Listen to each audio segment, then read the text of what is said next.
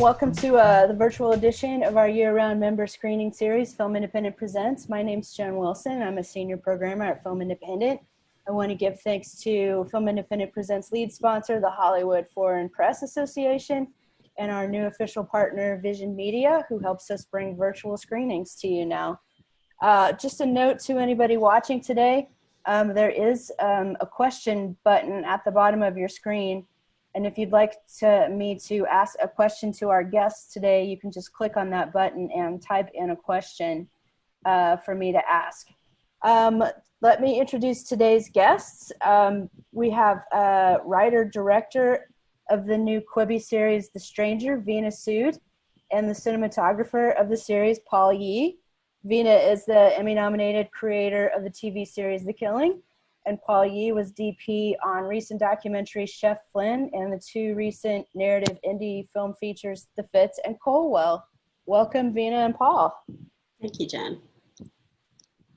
I feel like it was a bit of a lucky chance that this Q&A was scheduled and is happening during this time period, because both of you have worked on films that include social justice content, which we'll talk about after we talk about Quibi. So this is the first series that I have seen on Quibi. And I actually feel like it was pretty amazing. I was feeling like the content was somewhere between what you'd see in a movie and what you would see on television. And then I was reading an article saying that that's actually what they intended. So do you want to talk about what it is like envisioning what's essentially a feature film, but in 13 parts, like 13 about 8 to 10 minute parts? I mean, the approach was very much a hybrid approach. So thinking in terms of the writing, I initially started out doing a 3-act structure and writing it as a feature, and then going through the document and looking at the 10-minute segments and trying to really then refashion the story or the ends of those segments so that they felt episodic and interesting. And very quickly, what I realized as I was reading it, and I assumed this would happen as you view it, that there was essential need that every time we leave an episode, not only do we feel the need to come back, partly, you know, it's the propulsive nature of the story anyway, but that it not feel repetitive, so that there is, you know, because unlike episodic television where you've got 60 minutes, you know, in dramas for the most part, and, you know, what you do at the beginning of the episode can easily be to some degree forgotten by the end because of the real estate. Within 6 minutes or 8 minutes or 10 minutes, you will not forget what happened, and certainly not when you're watching an episode the day before. So really being mindful that an audience, you know, audiences are so sophisticated now anyway because of all the really good content out there, that every episode end be very mindful of introducing new information or a new way to get out that doesn't feel the same. Yes, Paul has his hand up. You're so polite, Paul. Oh, I think Paul froze. Okay, hopefully we'll get him. Okay. Oh, he's back. Okay. All right, are you okay?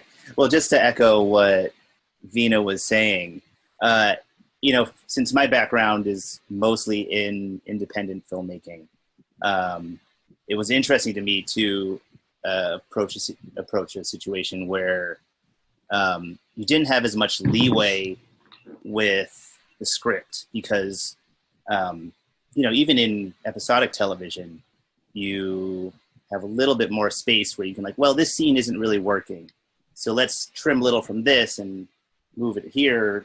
And certainly on an independent movie, you shoot whole sections and storylines that just sort of get trimmed away because they're not working. For me, it was interesting because I just felt like we had to get everything right, just like to really nail it.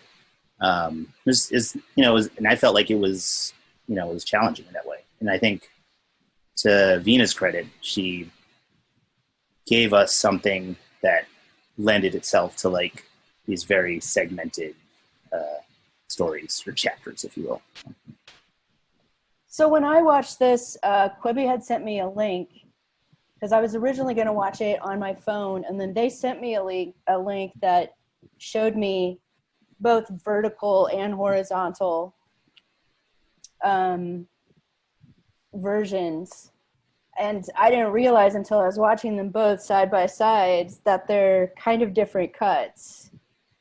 And so when somebody watches One Direction, are they designed so that the person watching could change the view on their phone back and forth? Or is it really intended to just watch it from one perspective? I mean, it's intended to, whatever you do, the story continues and it's satisfying and not frustrating. And so we were very, very aware of, there's a possibility that someone might hold the phone just vertically because that's how the phones are designed to be held. And if that's the case, how do you tell a story that feels as satisfying as a widescreen? Right. And what's interesting is that the cut itself, the vertical and the horizontal cut, for the most part, we use the exact same shots, but Paul and I were really mindful. I mean, he was more mindful than I was to some degree when we were shooting, but that we had to be, okay, is the vertical working? Is it satisfying? And we'd be shooting something really wide that was gorgeous, and Paul would be like, is the vertical working? And I'd be like, stop it. But yeah, so the cuts themselves did not use different shots, with some exceptions, when we realized we could not service the story using the wide shot in the horizontal frame. So the editor then pulled a different shot. So it's basically then it's a matter of thinking about what it looks like vertically and horizontally every single time you shoot something. Is that what you were doing? Yeah, I mean, I'm sorry, go ahead. No, go ahead. Well, we came up with, we did a fair amount of testing. And we brought it in to Technicolor with our colorist Tim Vincent, and I feel like just even in that process we learned a lot about what would work and what wouldn't. And some of the simpler, more obvious things like, well, a two-shot is going to be harder. You should always shoot a little bit wider. Those things became even more clear after we viewed the test. So I feel like on the day, we weren't thinking about it that much, but I think it was because in prep, we established a set of principles that were just like, these are for sure things that'll be problematic for us on the day. So, in shot listing and stuff, we're like, let's avoid two shots where characters are at the extreme ends of the frame. Yeah, and I think, Paul and I and our production designer, Jenny Donner, we're very, we approached this with it was a brand new ethos, right? That we don't want to be making two separate movies that would feel disconnected were you to hold it vertically or horizontally. So we really thought conceptually about, this is a frame that, if it were never to exist in horizontal, or even if it was, how can we service the story and the feeling as much as we would have serviced it on a big screen? So instead of thinking of left and right, east and west, our eyes are, horizontal for a reason, and our screens are horizontal because of that. We thought about Z depth. We constantly thought about the deepness of what you're seeing in the frame, and that motivated even the story and how, the character was constantly moving. We were pulling her, we were following her. We were looking for infinity lines in the hallways. The hallway that she ran down in real life looks ridiculous. Like if you saw that, in real life, which we did, we were just like, this is ridiculous. But in the type of frame we were trying to create with that type of surreal depth, where you were constantly feeling like you were going to be getting, even if you were, again, holding this tiny screen, not to mention how tiny the phone is, that you were still getting a richness of information and experience. And even in the gas station, we pushed the aisles, the candy aisles, a little bit closer together. We shot over candy aisles. We were always creating very consciously, and Paul and I talked about it, endlessly in prep, foreground, middle ground, background, train, the trains, the seats, the way they're set, pulling and following with those seats, with the lights, above, with the Chinatown lanterns, all of that. Yeah, and I think that, we thought a lot about how to utilize a horizontal frame versus a vertical frame, and what could actually work to our advantage in a vertical frame. Somebody else is here. So part of it was thinking, it's like, when you're in a vertical frame, it gives you the opportunity to see someone's body language more. So we thought a lot about like the physicality of the performance and how the camera could aid with capturing that. We thought, obviously with the vertical orientation is something you associate with, a camera turned towards yourself, or something like if you're streaming from your phone. Usually it's vertical, so it feels a little bit more intimate. So we use that opportunity to draw eye lines closer to the lens, which I love. I think sometimes people get a little freaked out about people looking into the lens, but they're some of my favorite shots in the show. I thought it was absolutely gorgeous. It's an incredibly cinematic looking show. And I really loved the way that it was shot. So thanks. I know I won't get to watch all those series in split screen. I like watching stuff in split screen, but it was really cool to have that experience of. So you watched the vertical and the horizontal at the same time? I did. It was really cool. Yeah, that's cool. That's a whole nother level. Yeah, I doubt they'll send me screeners in that format every time. So I'll just have to get used to just watching it on my phone. Let's talk about, I loved your locations in this. Was this all totally shot in LA? It was all LA. And it was the first time I shot in LA since 2008. So I was desperately looking for a story that had to be in LA. And it's an homage to the city. It's an homage to the parts of the city that we usually don't see on the big screen. And absolutely. The secret parts of LA and the history of LA. I remember growing up, there was a time period in movies where the LA River was in like almost every single movie. I think they used it in every Terminator. Every Terminator chase scene had a chase down the LA River. And I hadn't seen it in so long. And then you guys did a shot in the LA River, which I was so happy about. I was like, oh my gosh, I haven't seen this. Our substitute LA River. Yeah. Yeah. What's the substitute LA River? Is there like a section that's not used or something? Well, you're technically not allowed to shoot in the LA River anymore, okay. So we shot at a dam. Okay. Yeah, in Van Nuys. That then we put tons of visual effects on to look like the LA River. Yeah, it really does. Good. I was so glad to see you use the Roslyn Hotel too. I love all those old hotels in downtown LA, and they're like, I think they're being used as locations more and more, but for a while, not very much. But like the Roslyn and the Alexandria are just amazing shots. Who did you guys select those spots, or did you have a location person? I mean, we had a location scout, but I mean, one of the things I love to do is just drive around the city. And I have to say, I love Waze because it brings you to parts of LA that you never would have gone to. But kind of exploring downtown is a thing of mine. So I knew about the Roslyn, and I knew about a bunch of SROs, and I knew some of the older, architecture that existed there. And it had gone on a tour, of historic LA. So there were places I really wanted to see in the film. Yeah, I am not in LA, so it was for me a real experience, just like seeing all of these. From what the crew was saying, they were like, "Oh, these are classic LA locations." And then I've since like gone to notice watching like older movies and TV shows. I'm like, "Oh wait, like you shot there." Yeah. I think all of LA has been on TV or film at some point.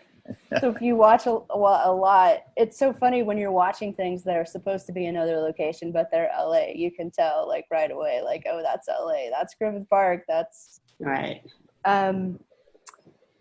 So let's talk about your casting for this. I love uh,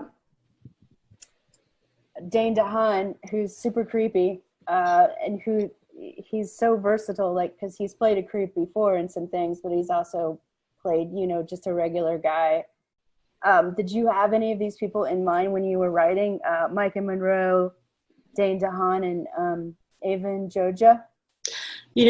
Dane was an actor that I'd wanted to work with for a really long time. And I first saw Dane in Place Beyond the Pines. And then I saw him in my friend John Crocaitis' film, Kill Your Darlings. And he's extraordinary. Dane's an extraordinary, extraordinary actor. And he brings such depth, like even to his bad guys, which I was looking for.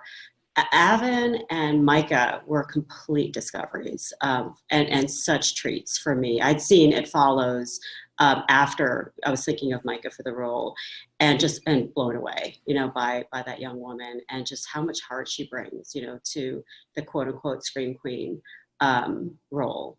And Avon's incredible, and he was such a pleasure on set, and just kept us all laughing, and kept Micah laughing. And we were shooting 5 weeks a night, so there needed to be some laughter on that side. I loved Micah in It Follows too. I was gonna ask if you had a feeling about what makes a particularly good horror suspense performer.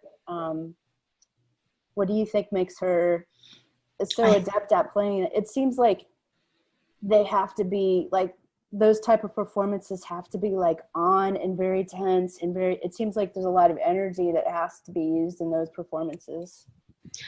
I think the best performances of actors who are playing pain or horror or violence is that they feel it.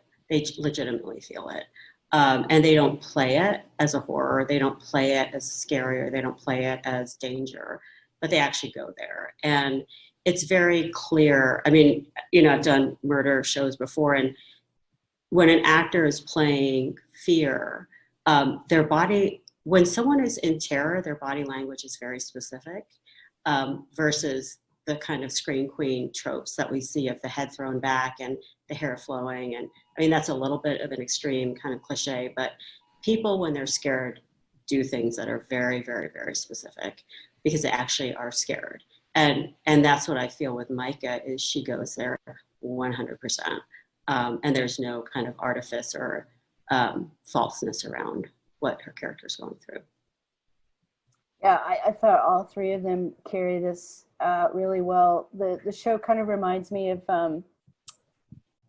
a much more tense version of After Hours, the Scorsese movie. It's just like a one night. Yes. What kind of trouble can all of these people get into in one night?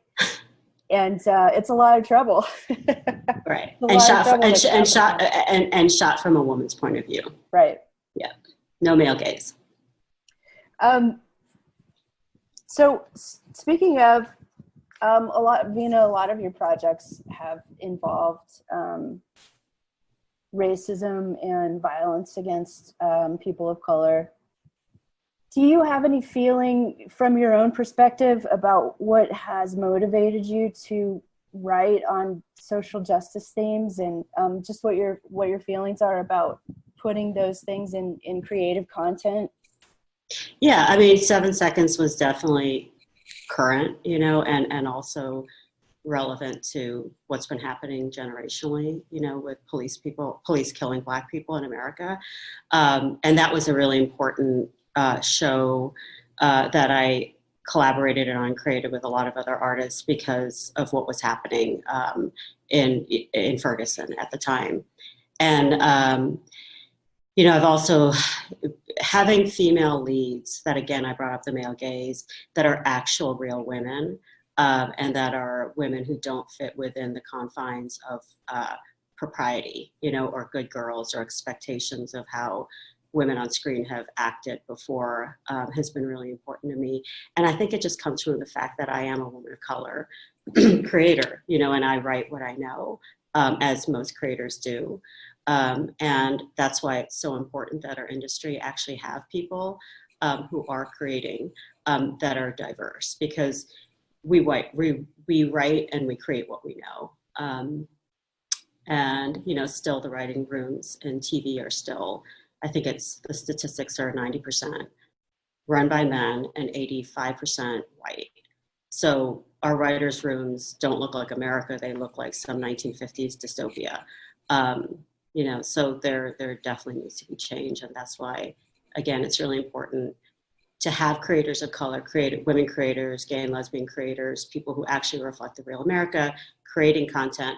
And I just want to say too, and you know, I think this is really important and is not talked about enough, that also applies to the executives who are greenlighting projects, because there have been plenty of projects I've gone out with that I've tried to sell that do not get greenlit because white dudes don't relate to that, to what I'm talking about, you know? And so executives, people who are covering the press, you know, the critics that are covering material and giving it, you know, importance, you know, in the world or not, is really, really important, that every rank of our industry reflects what America really looks like.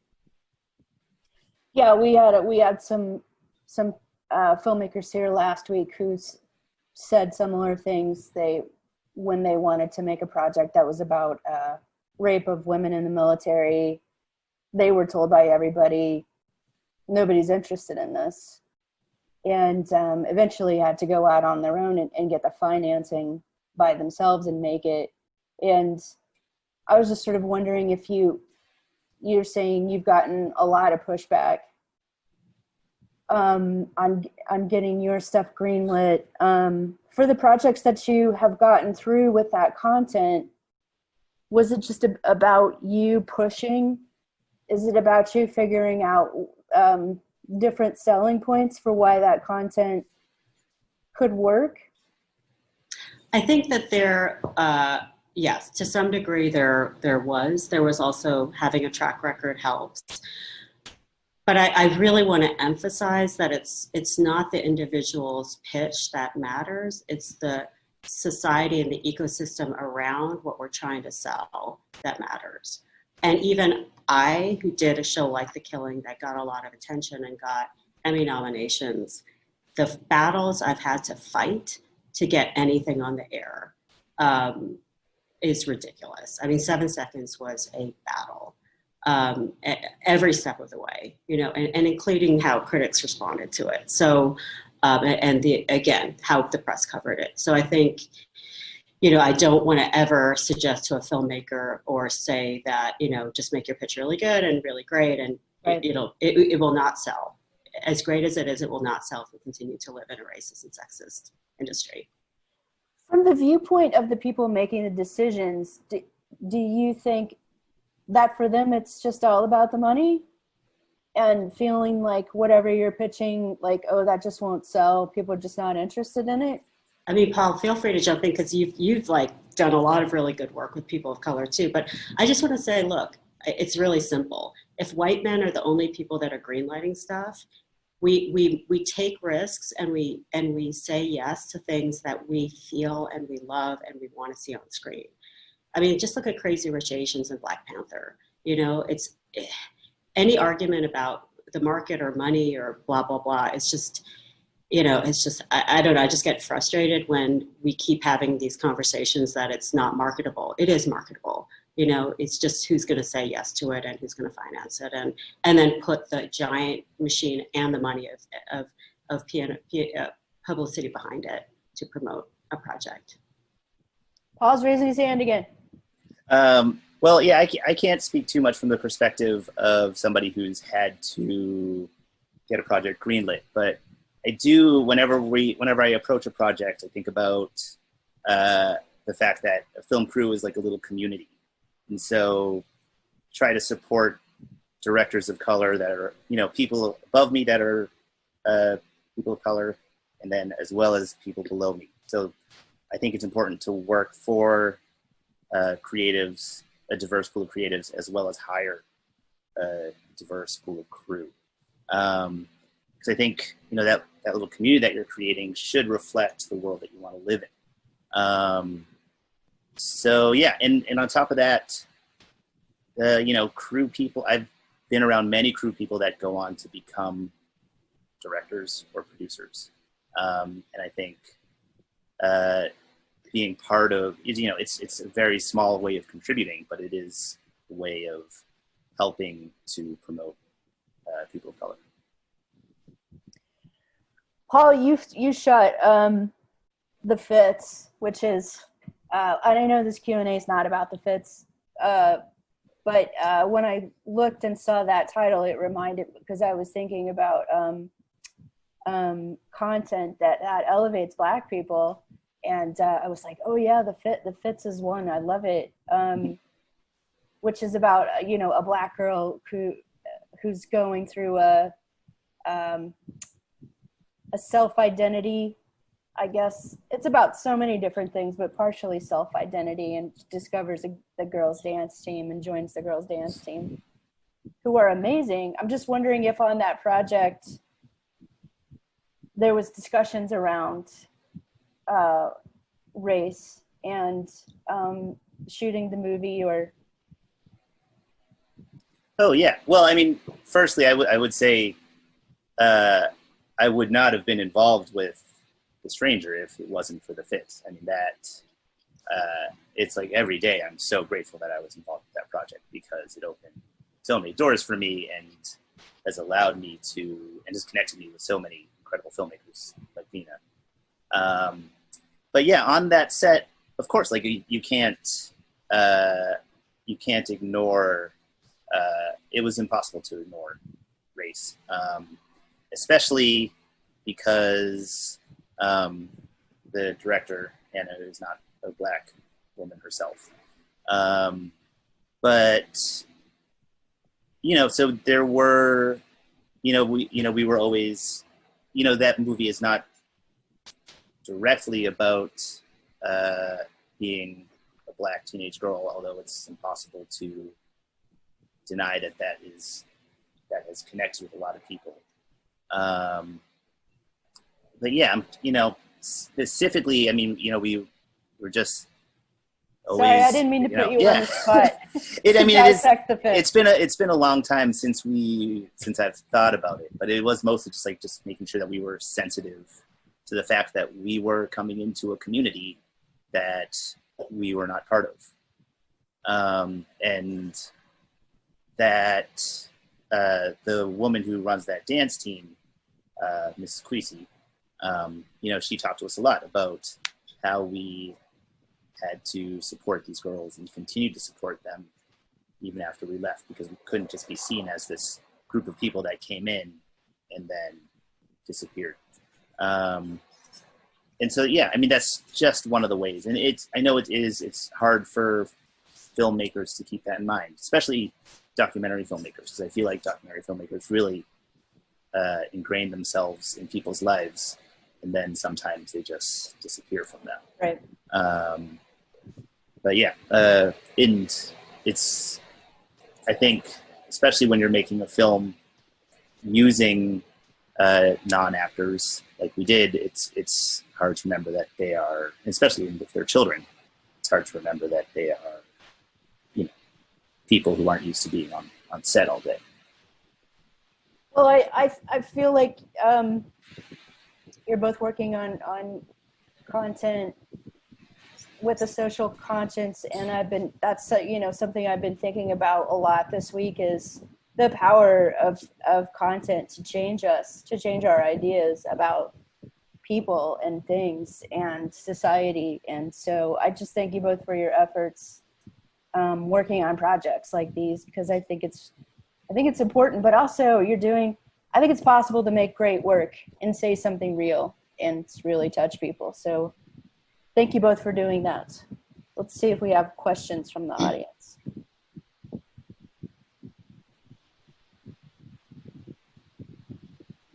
This says, this is not really a question, but it's a compliment.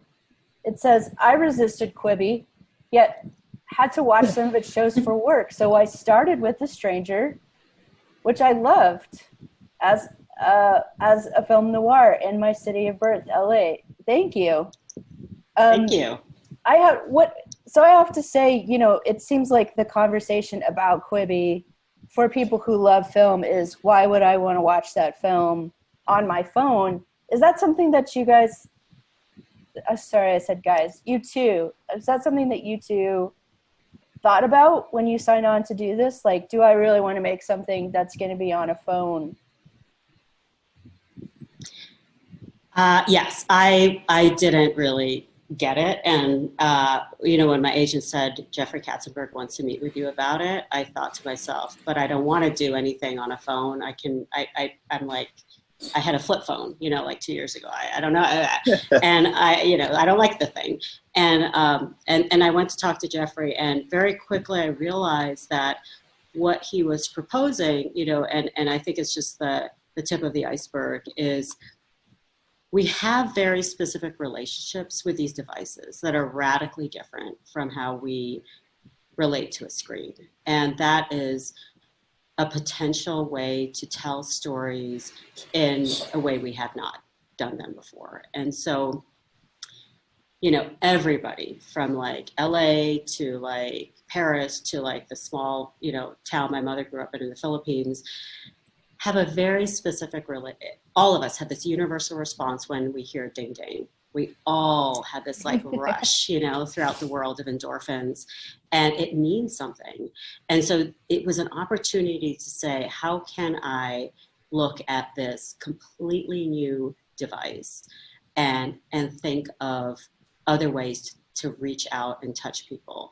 And one device we wanted to use, but we weren't able to do on this show, but it was something that we were gunning for until the very end, till we, got onto Quibi, but the technology wasn't really available yet, was the story of The Stranger takes place over the course of 13 hours or 12 hours and one night.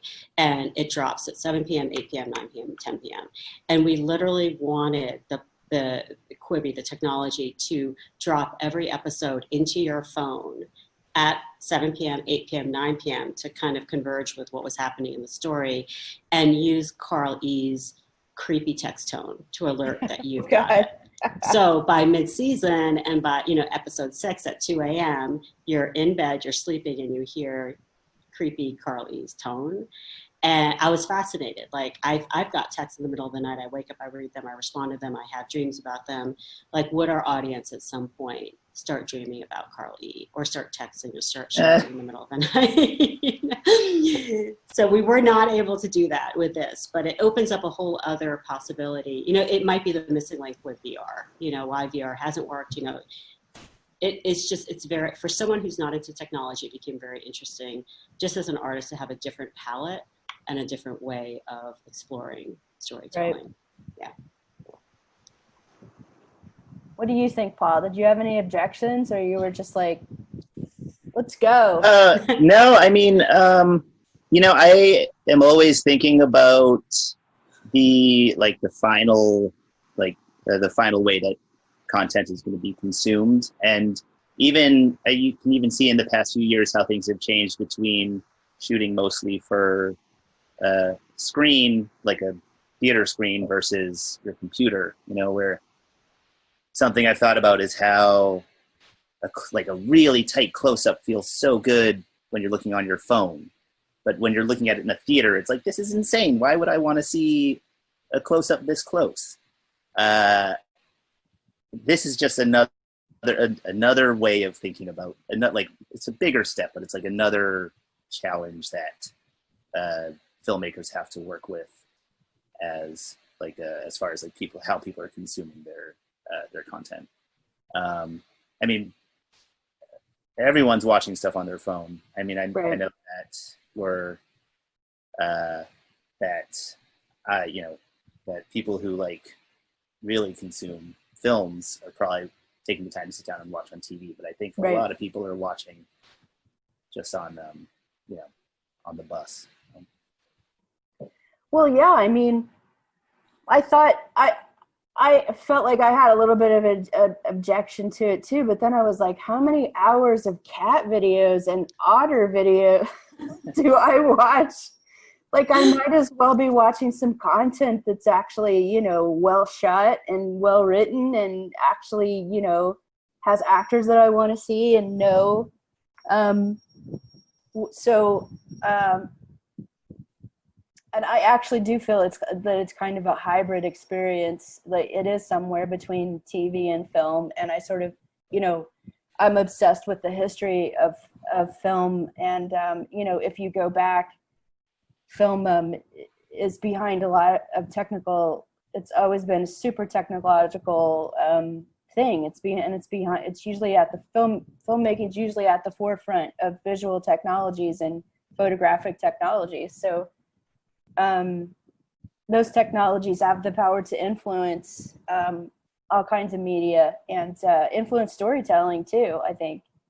So I actually was really grateful to be introduced to it. And if you guys if you have the opportunity to do another Quibi series, do you think you'd be excited to do it?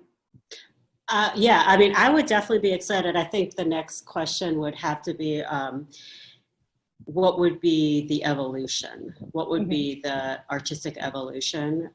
This felt like very much thinking in terms of, okay, the great new thing I learned or I felt evolved was depth, right? Depth, and because usually the stuff I like to do is really pretty quiet and staid and widescreen and, you know, the characters moving within. And so, yeah, I mean, does eyeline shift?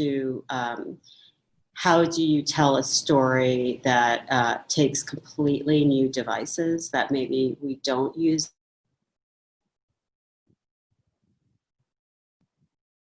in our language of film or television? Skype, or we do this now, the whole world's doing Zoom now, or we FaceTime, and there's something that is now natural about portraiture of self that we understand. Like if we were trying to do any sort of vertical FaceTimey, looking at yourself thing in a film or in a TV show, like, I don't know, 7 years ago, I'd be like, what the fuck is this?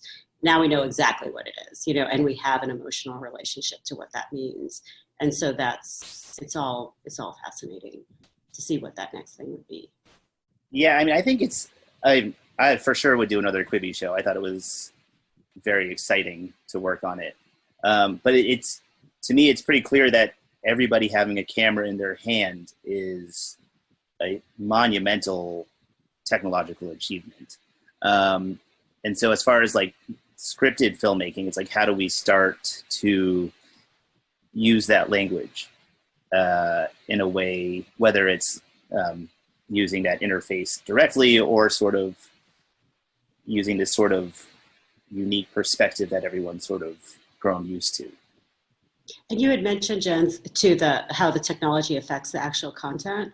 And that was what was appealing to me too, and will continue to be.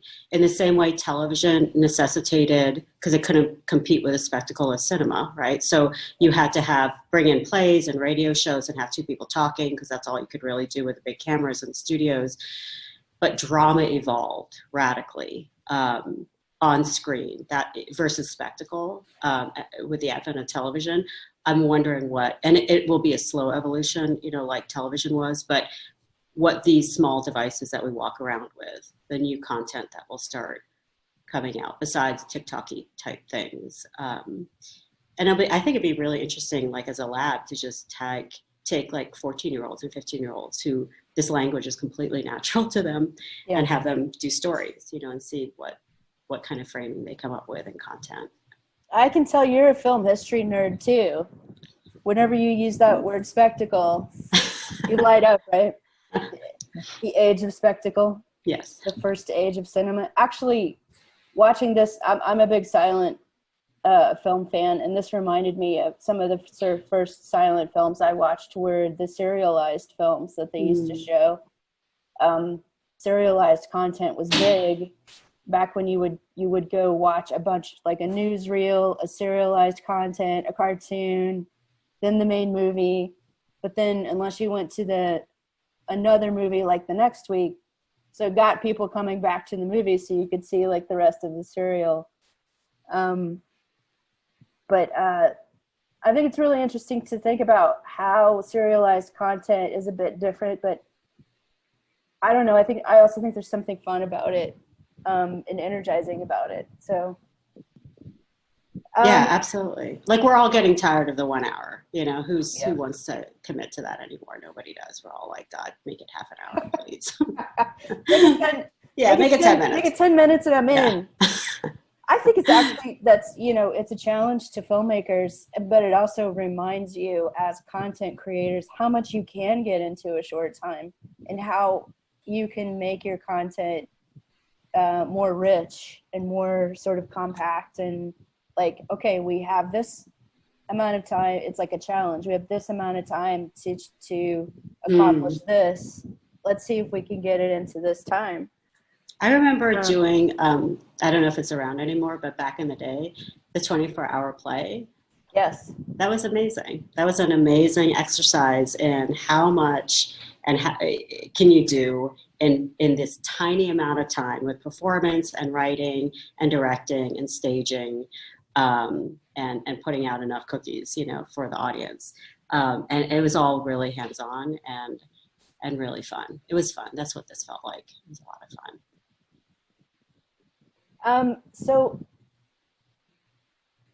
somebody wants to know, she's a big fan of your work, Veena. Does your background in journalism influence your writing, and how? Yeah, absolutely. It did, because one thing I learned as a journalist was to listen, and you don't know anything until you talk to the people who actually have lived the event.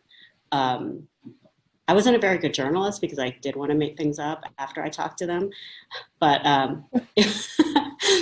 it was such a rich and amazing experience to be able to have people open their doors and their lives. And it's amazing. People do want to talk about pretty much anything. And what you find out in the world is infinitely more interesting than what I make up. People have a lot of gems that they share. And so much of what I've created is from real life stories I've heard from people. Another person's asking, do you see the possibility of expanding Claire's journey into being a revenge heroine? Well, she Gonna definitely be a Stranger Part 2? I'm really glad that, it's a revenge fantasy, and it's definitely revenge, for what happened in 2016 with the election. And so, and Harvey, et cetera. So yeah, why not? I mean, she's still got a dog and she's still got those coyotes out there, to do Pebble's bidding. So Yes. yeah, anything's possible. Pebble saved the day. Yeah, she's pretty awesome. How long was your total shoot time? 29 days. Feels like a really long time. But it was God. It was. I think we did 25 nights, which is either 25 or 26. I think maybe 25. You're right. But that's still, which is almost unheard of for a production to be in overnights for that long. So it was challenging. Yeah. That was brutal. Yeah. Yeah, I guess the real question is there going to be a Pebble spinoff? I think there should be. I think that's a brilliant I think idea. we need to bring back the age of animal cinema, where animals were the whole focus. Yeah. Yeah. Like I think in the 1920s there were like a lot of dog films. There was a dog called Brownie the Wonder Dog. He had his own film series. Pebbles should have her own. Pebbles the Wonder Dog. Yeah. With all her different outfits. Okay, so we'll do one more question. I watched the entire serial in one setting. Heartfelt kudos on your masterful pacing. Question, what was the calendar window for production of a single installment? Like Paul said, we shot for 29 days. So, and we shot it as a feature. So in terms of, we cut like a feature. And the only time the episodic really affected the show was on delivery. So for notes, so we would deliver 1, 2, and 3, then 4, 5, and 6 separately, but everything felt like it was a feature up to that point, at least to me. Like we never thought in terms of episodic. I think that it was scheduled like a feature. I mean, we shot parts of different episodes, and we were fairly chronological, but obviously due to the reality of scheduling, we had to shoot some things up. Right. So you're talking about, okay, I said that was my last question, but I lied. This one's for me. The difficulties of shooting in nighttime, does that necessitate a lot more equipment, like a lot more lighting equipment than you would need, like in a downstage or? No, not necessarily. The difficulty is mostly just exhaustion. I mean, most people aren't designed to be awake all night and then sleep all day. And then, so, I mean, there were some things that were nice about it. Like during the weekends, sometimes Veena and I would see a movie at like 1 a.m. And then Korean food at 4 a.m. Yeah, pretty amazing. And actually, it's like kind of nice driving around LA when there's no traffic at all. Yeah. Kind of like now. Well, thank you so much, the two of you, for joining me. I was so excited to talk about this sort of new, I don't know, it's a new frontier of filmmaking. It really is. I'm excited to see where it goes. This was such a great story, and just it looks wonderful. It's beautifully shot. So I'm looking forward to seeing what projects you do, because I was a huge fan of The Killing and Cold Case. Veena, I did a Q&A for a movie, an indie movie a few weeks ago, and there were 2 people there from 2 of your series. Tracy Thoms from Cold Case was there, and the woman that played Rosie Larson on oh wow, Katie. Oh, that's amazing. And then one of the actresses from Breaking Bad was there. And I just turned to the 3 of them and I was like, this is a dream come true for me, because I love these kind of series that you guys did. So it was like I got to talk to 3 people from beloved crime series that I really liked. So that's so great. All right, thank you too. Thank you, Jen. Take care. Thank you. That was so fun. Thank you. Bye.